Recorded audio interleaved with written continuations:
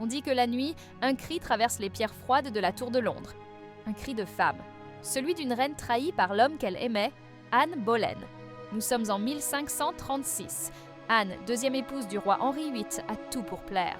De l'intelligence, du charme, de l'ambition. Mais le roi veut un fils, et elle ne lui donne qu'une fille, Élisabeth. Alors, Henri cherche un prétexte. En quelques jours, Anne est accusée d'adultère, d'inceste et de trahison, des accusations montées de toutes pièces. Le 19 mai, à la première heure, la reine est conduite dans la cour de la tour.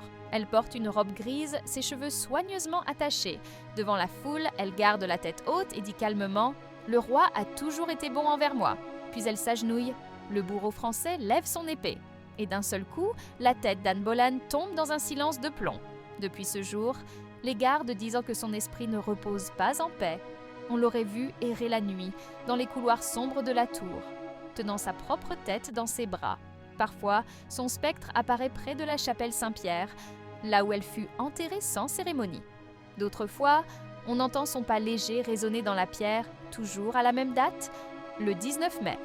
Certains soldats jurent avoir senti un vent glacial passer derrière eux, d'autres ont vu une silhouette brumeuse disparaître dans un murmure. Une légende ? Peut-être. Mais même aujourd'hui, les gardiens de la tour refusent de faire leur ronde seuls, après minuit.